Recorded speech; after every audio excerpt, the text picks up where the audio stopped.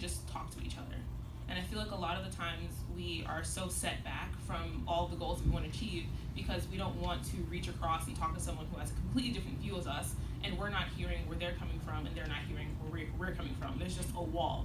And I think in the society that we've lived in today, we've been so polarized that we just can't see anything other than what we're thinking about and what we care about.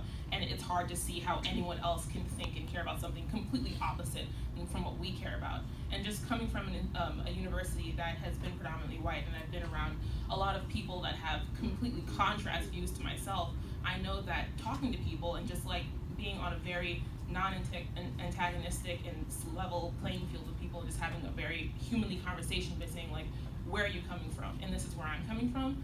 I've learned a lot, and I know they've learned a lot, and there's a lot of people that have actually crossed the aisle onto a side that's a lot more liberal and a lot more accepting because they thought like, wow, you know, I've grown up my whole life and I never talked to a person of color, and I've never been in a room where people have like these views and they're so accepting, and I thought that was okay. And just being around people that say, no, that makes me unsafe, or no, that makes me feel like I'm lesser than, or it makes me feel like I'm not a human being, a lot of people don't even know that that's how they're making people feel when they have these ideologies, or when they go around, they talk about things like, oh, I have free speech. The other day, there was an article put out about my school where there was a boy that was going around just saying the N-word because he was like, free speech is just okay. And it was like, it's not okay. And it wasn't until someone had to sit him down and say, it's like, and you think it's common sense that like, this is the historical implication of this word, and that's why it makes me feel the way it does, it makes me feel threatened. You think that that's just common sense, but it's not for a lot of people. And just having these simple conversations is something that everybody can do. And I know that that's probably the way that I've made the most impact in my life, has been just talking to people and talking to my friends and just being open to having conversations and debates. And it's really fun at the end of the day, like just getting to know people and getting to know what they actually care about. General model of engagement. I will leave you all with two kind of things to think about after this workshop. The first one is that recognize that you are more powerful than you think, right? And like constantly remind yourself of that whenever you're feeling exhausted, because this work is exhausting, as you all probably know. Like constantly remind yourself of that, right? And two, do not be afraid to challenge the status quo, right? Like nowadays, democracy and politics has become seen as this professionalized industry, right? It's like for the experts. Like too often my mom and my dad are like, Brie, like why do you get involved in this stuff? Like don't just like, get involved with the parties or something, you know? Like do it with the experts, right? Who are you, this grassroots organizer challenging the status quo in your community? Like who do you think you are, right? And I think particularly in the past few years, especially after 2016, young people are recognizing that we can become, you know, organizers in our community. We don't have to be these experts, right? We don't have to be these political consultants, right, to organize campaigns in our community. We know our lived experiences, right? And as a result, we have the authority to talk about what issues we care about, what solutions our community sees as important for addressing these issues. And we don't have to kind of be on the sidelines, right? And so I think too often we hear people say, you know, oh, like, you know, young people, go out and organize, like, go rally, go vote, right? But there's not that next step, which is thinking about, as young people, what type of vision or what type of long-term idea do you want to promote in your community when you're gone, right? Because people move, right? People leave, you will not, you know, yeah. So I recognize that, like, beyond thinking about, you know, challenging status quo, beyond thinking about, you know, that, you know, voting and whatnot, think about what vision do you want as young folks in your community, and what tools do you need to make that happen? And so I think particularly post-2016, there are a lot of amazing grassroots organizations operating all across the country that are providing free resources, right, and trainings for folks like us in this room to step up, make a difference, and actually be effective in the work that we do. And so I would highly recommend just kind of thinking about all of this as we engage, you know, our peers in our schools and in our communities moving forward. Mic on? I think so, yeah. Okay, great. You stated earlier that you kind of supported and created an organization within your college that supported Muslim, kind of like Muslim peace, other religions. So my question is, how did you kind of get the support and trust of your groups even though you weren't Muslim?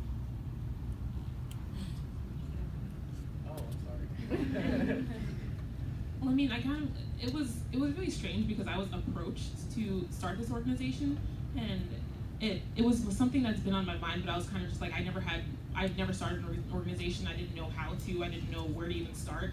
And someone was just like, I'll help you. Like, I'll give you the tools, and you just have to do it. And I was like, okay. And it was really just me and my mentor that started the organization at first. So I kind of like, at first I was just like, well, I'm not Muslim, but like the group was an interfaith dialogue group. So she said, that's fine, because like it's about, you know, bridging or starting or creating a bridge between Muslim and non-Muslim communities. And in order to do that, you know, you have to start somewhere. And I'm not sure if they just didn't have any other like people they knew or what. Like, and I was really questioning why they chose me for it too. But I was really like honored, and I was like, of course, like this is something I definitely care about. I have Muslim family, I have Muslim friends. I really love like the religion and the culture around it. And I just don't think it's fair just to be vilified. Because like, you know, when you're in that position, and like a lot of Black and brown kids know like how it feels to be in that position of just being victimized or being demonized for something that's completely out of your control, events around the world that are completely out of your control, and having to basically answer for it like it was you. And it's just, it didn't seem fair. So that's kind of like how I started. It's kind of like I fell into it. I fall into a lot of things, kind of like this panel. I have a question because as young people, we all learn at our own paces, and we learn things that are probably things that our parents may not have thought about growing up when they did, or experiencing everything that we see through fresh eyes through their own perspectives. But as young people, though we might all be more progressively minded, probably one of the first places that we could start to change minds is with our parents. I just want to ask everybody on the panel, because speaking for myself, I know this might not apply to other people that aren't white, but my parents aren't exactly the most open-minded people.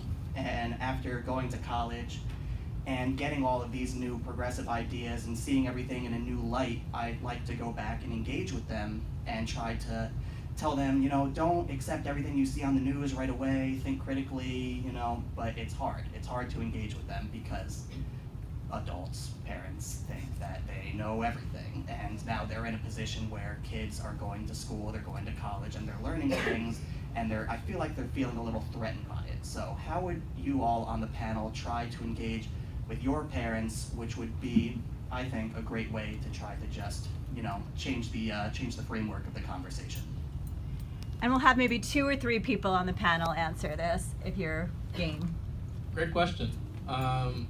I guess I would start off by saying I find myself in that situation too. I come from a Hispanic household, Caribbean household, so a lot of my uncles, a lot of the older people in my family are really close-minded, and you know they have some really traditional values that they live by. But I will challenge you first by challenge. You should challenge yourself before you even jump to the thought that that your parents are like getting brainwashed by the media, or they're eating up, because it's for both sides, right? When you watch CNN, when you watch MSNBC, when you watch the Young Turks, especially BuzzFeed, right? These things are doing the same thing that the right wing media is doing too, right? They're like throwing ideas that don't have a different perspective, and they're reporting on news that doesn't have a different perspective from somebody else in a whole different situation. So, happens a lot. And I would say, before you even jump to the thought that because you went to college, you know, because you've watched a certain documentary, or you've watched a certain news outlet, or you now have learned information through college and textbooks, that having a conversation and really understanding that your parents' perspective on things may not necessarily be wrong, but just different, is the way to start. I feel like in our country, especially now, not just with the right wing, but also the left, we tend to think that we know more than the other side, when in reality we don't. When I traveled the country, I came out of my bubble of New York City, which, you know, it's super progressive, super blue, and I was in deep red Texas, South Carolina. I was all over the country, right? And I learned more about my country and people's values, not through a textbook and not through television, but through actually having conversation. And I met some closed-minded people, right? And I had to understand myself that at one point I was closed-minded too. Just because I think something was right doesn't mean that I have an open mind, right? I'm still challenging myself every day with every conversation that I have with someone who comes from a different background, income, perspective, religion. You know, it's a constant battle, right? And that's something that I find so beautiful about our Constitution and our country, that we can go out there and actually be able to engage each other and challenge each other's ideas. But just because we go to college, just because we have a certain experience, does not make us better or more wise or more open-minded than the other individual. This question is actually why we modeled Vote Captain the way that we did, because we found this is a question that a lot of my friends had as well, and we found that voting was a great entry point to start conversations about politics. With people that don't necessarily agree with you, because first, reaffirming that you believe that everyone should vote is a sort of step to say that you respect their opinion. It's a step to indicate that you think that their participation is vital to the process, but it also gives you an entry point to talk about some of your values in a way that isn't inherently contentious, because the idea behind something like Vote Captain is not just that you find people that vote exactly like you and make them vote. It's that you find people in your community to make sure that your community is well represented at the polls. And that sometimes means encouraging people that you don't see eye to eye with on everything to get to the polls as well. That is, from a personal experience, I had a coworker who votes very differently than I do, who every year I would encourage to go vote. And it was because every year on election day, she would hear me talk about single-payer healthcare because we were talking about voting. And my background is actually in health policy. That's the world that I come out of. And so every year for one day, I had this entry to talk about all of these issues that would have been too contentious to talk about with her on any other day of the year. And in preparing her for election day, in telling her election day was coming up, I got extra opportunities to make my case.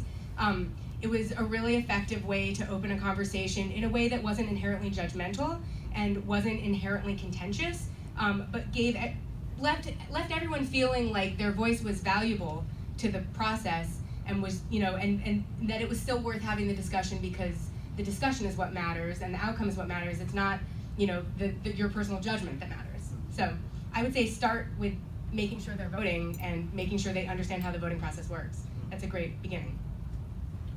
As the parent of two millennials, I will say approach it from a perspective of opening minds, not changing them. And because I think each side really would benefit from learning more about the other's perspective. I will just add, listen, I hear you.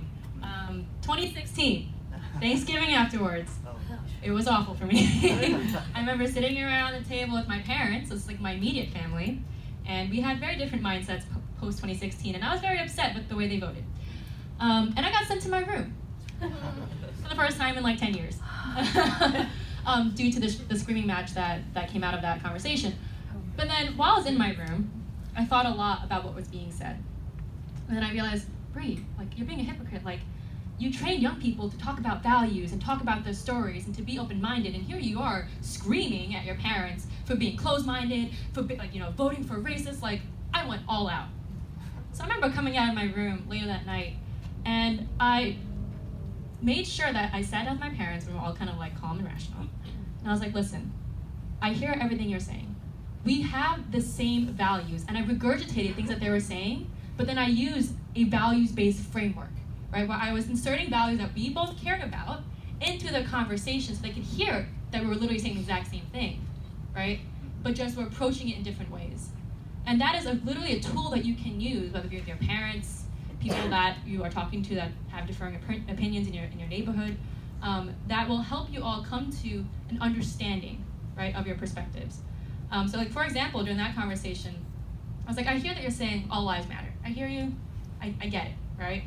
But what I'm saying is that Black and brown lives should not matter less, right? And it took a long time for me, just kind of like kept inserting this values-based framework for them to understand, like, oh shoot, like, we're on the same page. And I got them to change the way they were talking about criminal justice in my household, right? But that was a really tough conversation, especially with my father, who's law enforcement, right? And so I made sure that I challenged myself, didn't let this conversation go on in the household continue, right? Step up, do it in a way that's calm, values-based,